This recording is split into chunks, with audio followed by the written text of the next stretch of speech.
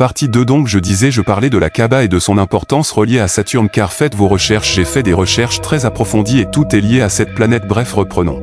C'est le même rituel que pratiquaient les habitants de la région, les païens de l'époque, un rituel pré-islamique qui continue encore aujourd'hui. À Sanaa au Yémen, Al-Kabir mosquée, il y a une autre Kaaba au Yémen et c'était courant dans le monde arabe pré-islamique, ils adoraient les idoles qui étaient à l'intérieur de la Kaaba. On a retrouvé plusieurs pierres noires qui étaient adorées par les païens. Un petit exemple, une pierre noire retrouvée à Chypre, dans le temple de la déesse Aphrodite qui était vénérée par les païens avant l'islam. Maintenant quand on regarde les symboles de Saturne, du créateur de la société secrète en Allemagne, la fraternité de Saturne dont j'ai mentionné dans la partie 1, on peut voir le marteau de Chrono est présent sur le drapeau de l'Union soviétique. Je trouve que ça fait beaucoup pour des coïncidences, tu penses pas?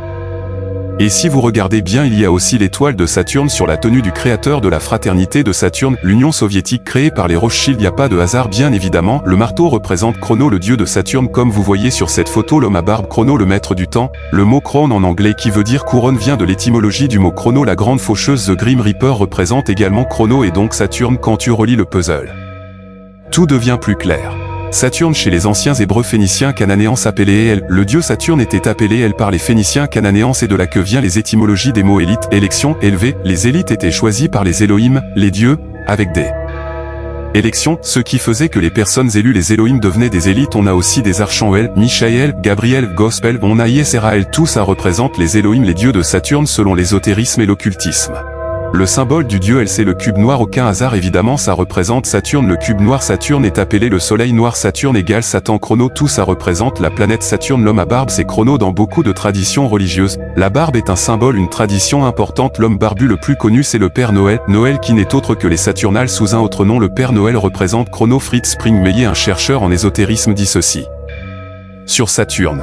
Saturne est une clé importante pour comprendre le long héritage de cette conspiration. Depuis l'Antiquité, la ville de Rome était à l'origine connue sous le nom de Saturnale ou ville de Saturne. L'Église catholique romaine conserve une grande partie de l'œuvre de Saturne dans ses rituels. Saturne est associé au mal dans divers dictionnaires occultes. Occulte veut dire caché. Les Saturnales égale Noël. Les Saturnales étaient une fête où on célébrait la planète Saturne, ils décoraient des sapins, ils s'offraient des cadeaux, c'était fin bref t'as compris je pense. Les Saturnales avaient lieu à la même date que Noël. Santa Claus ou Santa c'est juste un anagramme de Satan.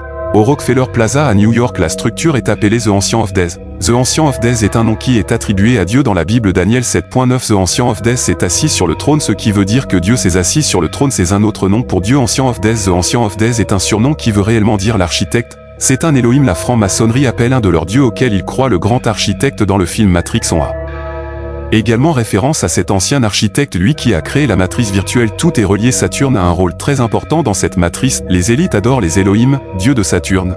Les religions, les sociétés secrètes et le satanisme adorent Saturne. Le système bancaire astrologiquement gouverné par Saturne. Pareil pour la politique, les corporations, la science et le système judiciaire. Voilà pourquoi un pédo prend moins qu'un vendeur de barrettes au chocolat. Fin bref, on peut voir Saturne absolument partout. Par exemple, Sega, rien n'est par hasard. Les symboles de Saturne sont également dans le système bancaire appelé The Dark Sun, le soleil noir en français. Les magistrats, juges et avocats, leur tenue symbolise Saturne. Les prêtres aussi, et c'est donc pour ça qu'à un enterrement on porte également du noir. C'est le système de la matrice qui est comme ça de toute façon. C'est pour ça que Harry Potter porte une cape noire, parce que tout cela représente Saturne. Dark Vador également.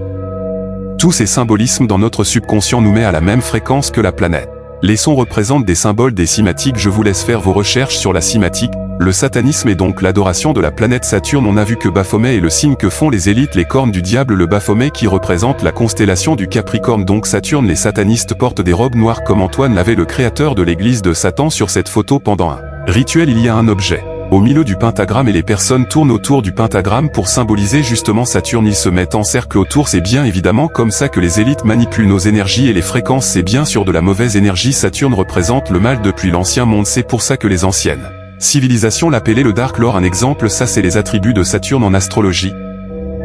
Le soleil noir est un symbole de Saturne. Le H, je ne prononcerai pas son nom, mais le H est allemand à capter. Il faisait partie de la fraternité de Saturne. C'est pour ça qu'il y a énormément de symboles ésotériques dans les symboles nazis. Le soleil noir c'est Saturne, comme on a vu Shakira lors d'une tournée, elle vendait un collier avec ce symbole. Tu penses que Shakira soutient le nazisme ou c'est juste une marionnette sataniste comme les Beyoncé ECT qui ont vendu leurs âmes aux soi-disant diables? Ils veulent dire surtout qu'ils l'ont vendu aux sociétés secrètes qui contrôlent l'industrie de la musique. Fin bref, abonne-toi et j'espère t'as tout compris, la suite arrive.